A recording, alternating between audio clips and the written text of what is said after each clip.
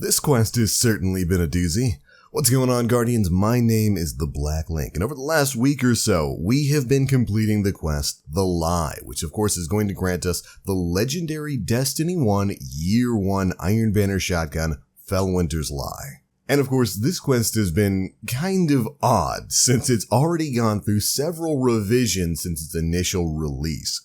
Of course, we had the issue with the community event tied to the Seraph Towers early on in the quest that had to see a change, resulting in that part of the quest being completed earlier this week. But then, of course, after that, we ran into some technical trouble that prevented people from completing the quest itself. Well, several hotfixes later, on May 21st, 2020, we're finally getting the hotfix that is allowing us to fully complete this quest and grab our shotgun. And now that we can finally actually complete this quest, we're putting up a full guide on how exactly you can get it done and get your hands on the legendary Felwinter's Lie. Let's go ahead and get started.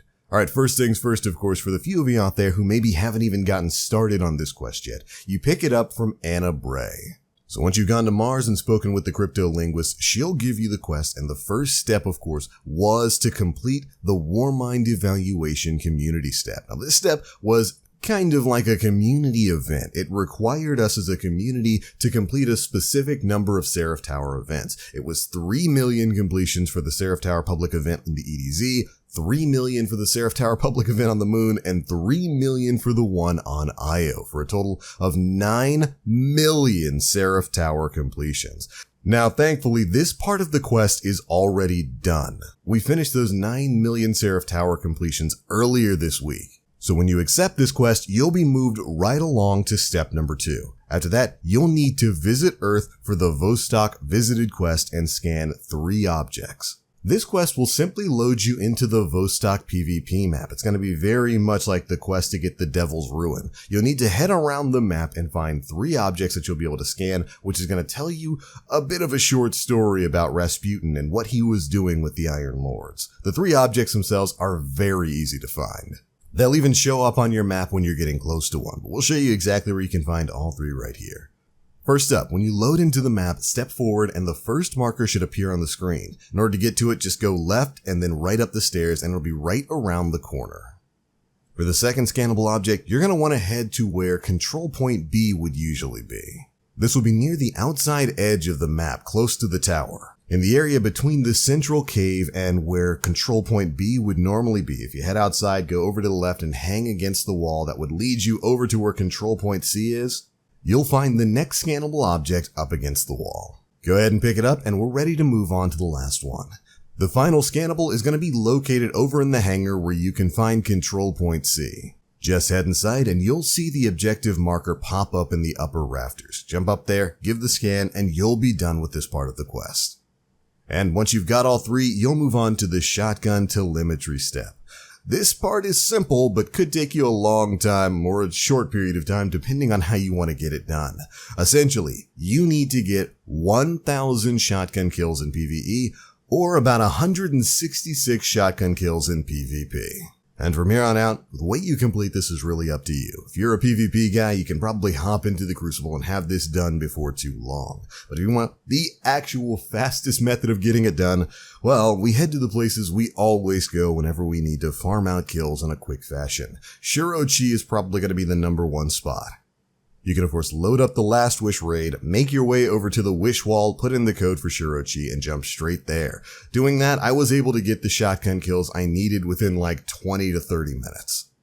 But of course, there are plenty of other places to farm shotgun kills as well. The Whisper of the Worm mission's green room is another good spot. You could just go run Seraph Towers and get plenty of enemies and get this done in no time. You can go anywhere you want, but you're going to need to farm up 1,000 shotgun kills if you're doing this in PvE. And I would just say, yeah, Shirochi's probably the fastest way to get that done. Although the other side mission for the bad juju, if you've got it, is definitely a good option as well. Anyways, once you've gotten your 1,000 shotgun kills, it's time to make a trip to the Moon. Load up the Moon and head over to the Seraph Bunker in the Archer's Line. This is the step that everybody was getting stuck on before the hotfix. Essentially, when you went into the bunker to start the mission, it would basically just load the parameters for the mission, but just respawn you back at Eris Morn and you couldn't really do anything. Now that that's fixed, you can finally complete the objective of investigating one of Rasputin's closest held secrets. This is going to take you on a pretty wild quest from a lore standpoint. But upon its completion, you will receive the legendary Destiny 1 Iron Banner shotgun, Felwinter's Lie.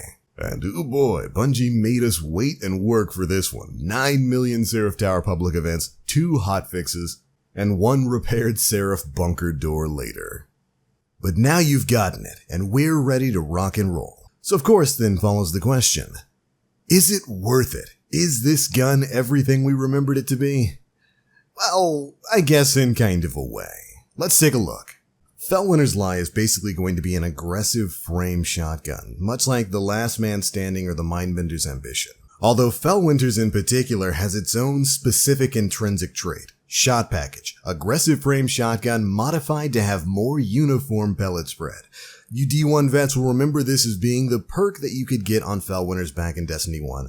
That made your shotgun pellet spread way more consistent. Your spread was way tighter with shot package. It was actually so powerful of a perk, they wound up removing it from the perk pool moving forward in that game.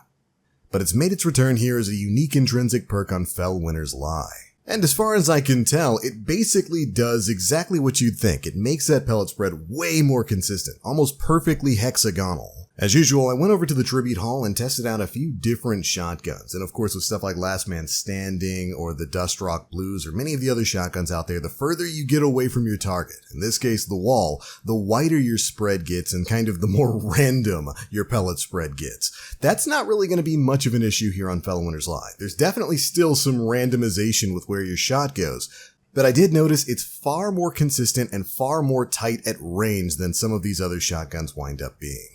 Now don't get me wrong, your pellets are still going to spread out as you get further away from your target, but they are more consistently going to maintain that hexagonal shape rather than, spreading to every corner of the earth.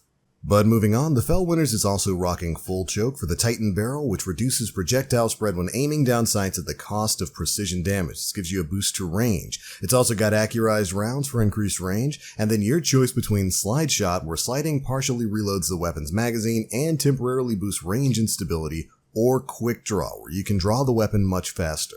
And finally, we've got the choice of opening shot, which gives you improved accuracy and range on the opening shot of the attack, or Vorpal weapon, which is a newer perk, increased damage against bosses, vehicles, and guardians with their super active.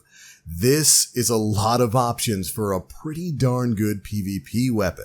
And honestly, your perfect choice here is really going to come down to your own personal preference. I found the best performance with a mix of quick draw and opening shot. Slide shot, of course, is a great perk, especially on weapons like shotguns. But I didn't really notice too much benefits to running both slide shot and opening shot. It seemed more beneficial to run one or the other, and I found the best, most consistent performance running quick draw and opening shot. Opening shot is just a fantastic perk for weapons like shotguns. It is a free, big, significant range boost that you can activate whenever, whereas slide shot, of course, is way situational. As far as mods go, I would probably recommend something like maybe Icarus if you're one of those jumpy boys out there in Crucible, or definitely Targeting Adjuster for the additional aim assist. In the Crucible, I found the sweet spot for this weapon with this combination of perks is really around the 8-meter range, which is pretty darn good. I was consistently able to compete and put people down in one shot within that 7 to 8 meter range. Which means this gun is more than a candidate for competing with stuff like the Mindbenders' Ambition and even the Astral Horizon Trials of Osiris shotgun. Now, I did see some one-shot kills as far out as 9 meters. That was the absolute limit that I was able to see, but that was not consistent at all. When it seems like when you get to 9 meters, the randomization of shotgun shots starts to kick in a little bit, and sometimes you might get a one-shot kill there. Oftentimes you won't. So 7 to 8 meters was where I generally found the most consistent performance. And consistency is going to be the name of the game with Felwinter's. Because of shot package making that pellet spread a bit more uniform at longer distances, you're going to notice some really consistent performance out of this. Whereas, with something like Mindbenders, maybe sometimes you'll be getting those consistent 8-meter kills. And then every so often, shotgun RNG just decides you can't even get a one-shot kill at 6 meters. That's where I feel Felwinter's strength is really going to be. It's just a really consistent 7 to 8 meter one-shot kill option. It feels pretty darn good in PvP right now. And if I were to rank it, I would say this is meant to be kind of that alternative option out there for Guardians who maybe don't play Trials of Osiris. If you play Trials, you've got Astral Horizons, and a perfectly rolled Astral Horizon is a monster in Crucible. But if you don't play Trials, Felwinter's Lie is going to be an easy-to-get alternative option that can consistently secure one-shot kills at that 7 to 8 meter range, and every now and again surprise you with a 9 meter cross-map kill. It's good, and I would definitely recommend everyone out there get their hands on it, especially considering how easy the quest is. Ultimately, the Felwinter's Lie and the Astral Horizon are going to serve as kind of the best-in-class options for shotguns right now. One, you'll be able to use alongside the Summoner. The other, you'll be able to use alongside Suros Regime. So it's great to have both if you can get them both. But if you're somebody, again, who doesn't play Trials of Osiris, Felwinter's Lie is going to be your Astral Horizon. So make sure you get out there, complete the quest, and pick it up. But alright Guardians, that is it for this video. That's how you can complete the quest, The Lie, and get the Felwinter's Lie legendary Destiny 1 Iron Banner shotgun.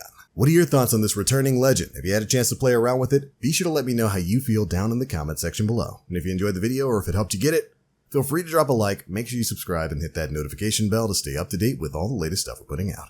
But I'm out for now. Thank you all so much for watching. And as always, I am the Black Link. You Guardians, stay frosty.